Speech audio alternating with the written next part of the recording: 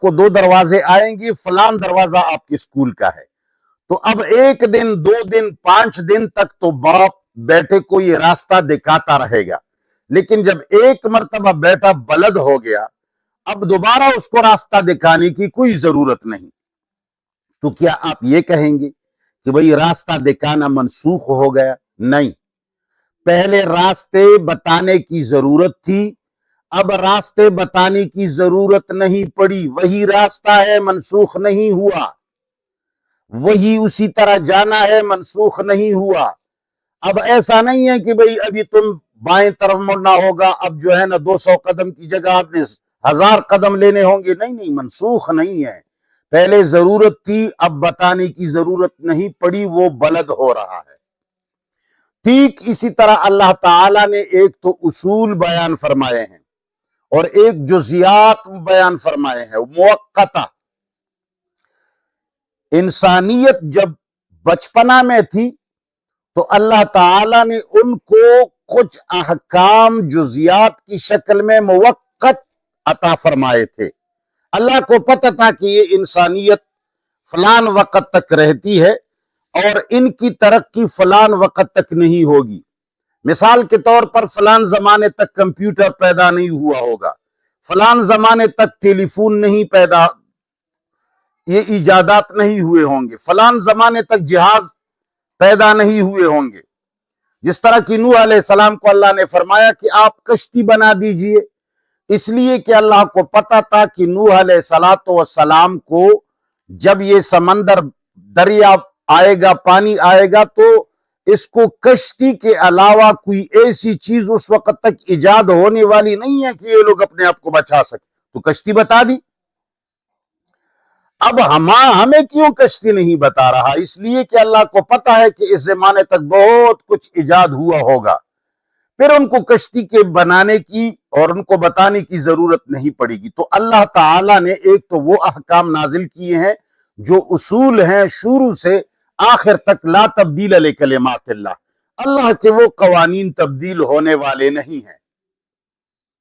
Number 2، وہ جزیات موقتہ جو اللہ تعالیٰ نے اپنے علم کے مطابق باقاعدہ ایک وقت تک ان کو نافذ العمل قرار دیا ہے کہ یہ فلان جزیات اور یہ فلان مسائل جو ہے یہ ان لوگوں کو فلان زمانے تک ضرورت پڑے گی، اس کے بعد انسانیت ترقی کر جائے گی تو پھر یہ دوا تبدیل کرنی پڑے گی۔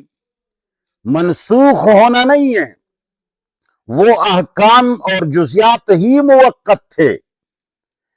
تو اللہ تعالیٰ نے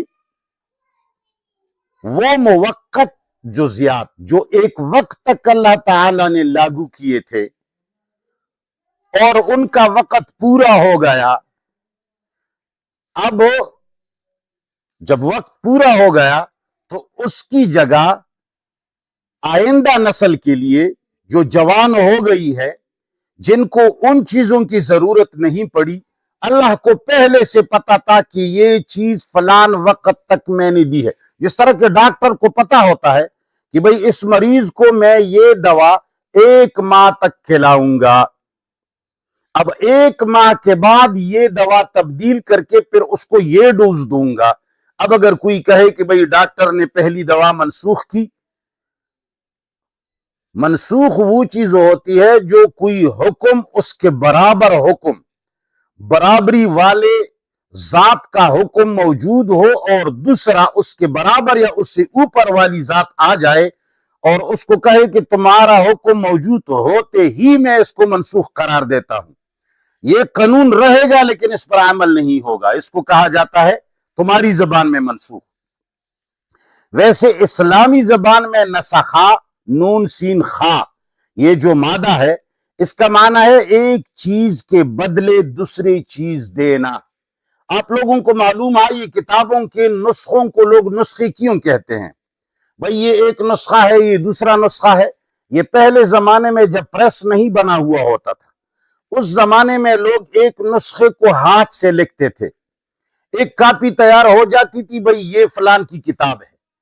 اب وہ کتاب کسی کاتب کو دے کر وہ اس سے نقل کر کے دوسری کتاب لکھ دیتے تھے۔